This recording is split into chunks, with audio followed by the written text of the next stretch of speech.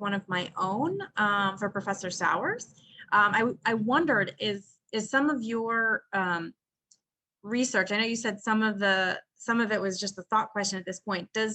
Do apps like, is your thought that apps like Waze or Google Maps might start to incorporate some of the algorithms that you're thinking about into how they route people? I don't know how their back end works, but routing people, away from higher injury places. I don't know if that's a good thing or a bad thing, but it's another interesting thing to think about.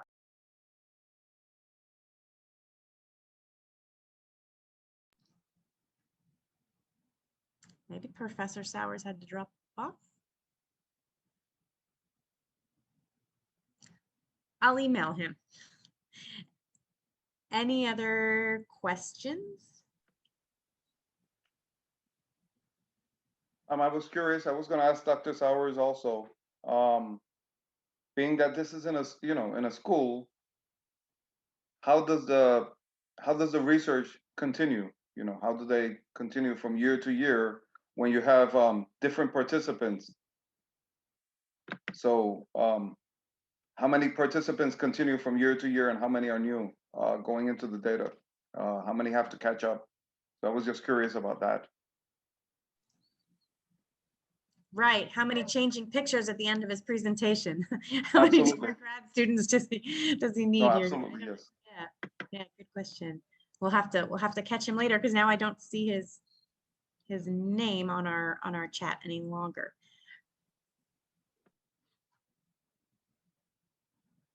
All right. Anybody else? I wanted to pick up, since we have a few minutes, I wanted to pick up on what Jennifer said earlier about the demographics of self-reported speeding, and relating it back to Julia Kite's presentation as well. Julia was talking about automated enforcement, so speed cameras, red light cameras, bus cameras, and currently, if a vehicle violates one of those, trips a camera for speeding or red light running, it's a fixed fine, whether it's the first fine or the second time it's tripped it, or the 10th. And she was talking about possibilities, and it would be a legislative change, it sounds like, to increase those fines. And I think Jennifer's findings from the community health survey kind of back that up, that since it seems like there's more speeding among people living in the wealthier neighborhoods.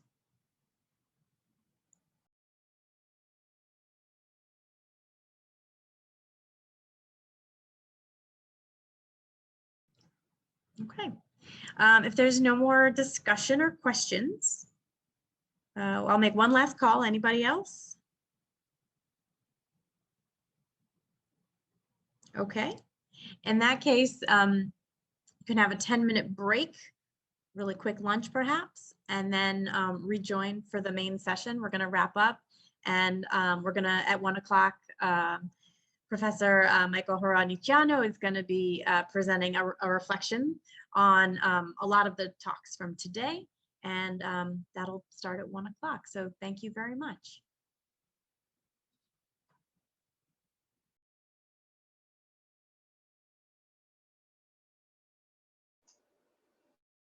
Something unorthodox here and direct a question to a non-panelist. Jessica Chiquino, are you there? I see her name. I am. Hi. I just, not to put you on the spot, but I know that the IIHS did some really great testing of pedestrian detection for crash avoidance with vehicles, and I don't know, we're kind of on the topic. I wonder if you have any thoughts on that off the top of your head.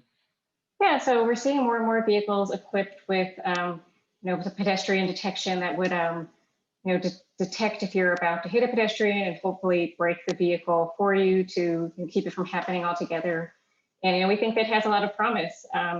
We're looking forward to seeing it implemented in more vehicles. There are certain conditions where maybe right now it doesn't work as well. So, for example, at night, it might not work as well since a lot of the systems are camera based, but we're seeing it being packaged with some of the AEB that most vehicles are going to have, or that do have now. I mean, starting in 2022, pretty much any vehicle you buy is going to have AEB, and many of them, if not most, are going to have it for pedestrians as well. So that's really exciting. Hi, it's Eric. I'm actually going to put you on the spot here a little bit. I'm sorry. Sure. Couple of things on that. One, are we working towards making sure that some of these pedestrian avoidance systems are being part of the ratings for the vehicles, just like seat belts and other things? And then the second part of that is, how much work can we do, or how much more can we do to try to convince car manufacturers not to force people to get the most lucrative luxury package in order to be able to get the higher end safety package? So those are really excellent questions. And the first one seems almost like you were, setting me up to talk about what IHS has already been doing, because at this point, the vehicles do have to have pedestrian AEB to get our safety awards. And so we've been seeing a bigger uptake in that. And I think that, one of the things that I just talked about how nearly all vehicles are going to have pedestrian AEB by 2022 because of an agreement that they agreed to maybe 7 years ago at this point, is one of the ways we're starting to see some of these technologies filter down past just the luxury vehicles. And so I think, if we had either more regulation of, requiring all vehicles to have these kinds of technologies, or some of these agreements, is where we're really going to see some of this stuff, filter down to the cars that everybody is driving, and not just these expensive packages. But I think that pedestrian AEB is one of those things that is filtering down more quickly than other things, because it's often packaged with just the regular AEB. Great, thank you. I actually want to share a little bit more information about the pedestrian detection, because Jessica talking about detection using the vehicles, but DOT actually also installing new detectors at certain locations with the roadside unit, with traffic signals, traffic poles, that we have this FLIR detection, FLIR detectors that detect pedestrian on the crosswalk when they're crossing the street, and that may eliminates the challenges of different car manufacturers thing, because for DOT at least most of the traffic poles are using the standard height, and also using probably similar traffic controller technology for that. But that might be something plus to also improve the safety for pedestrian when they crossing the street. Excellent.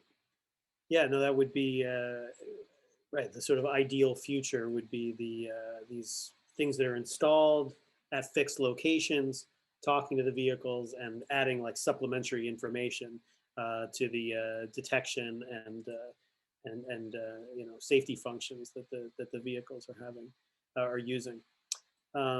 Let's see. So we have about 4 more minutes before we head back into the main area. Any other questions from the group?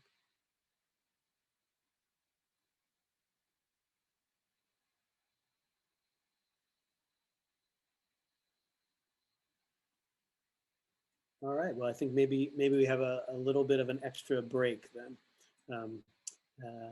People can head back to the main area, and we'll see you in a few minutes. Thanks to all our presenters and all the questions. This was great. Thank you, Rob. Thank you.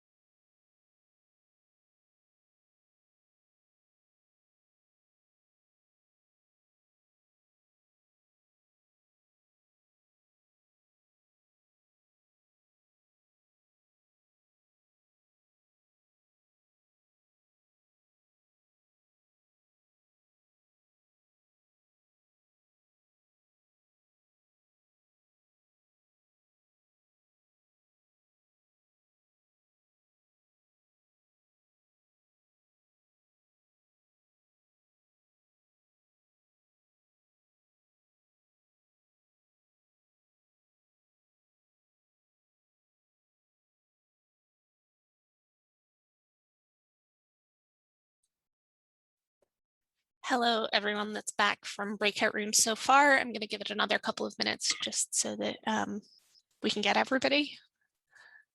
And then we will head into the wrapping up portion of the day.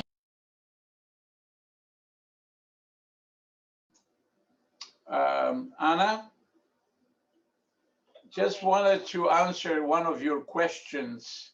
At least someone asked a question about Waze. Remember that?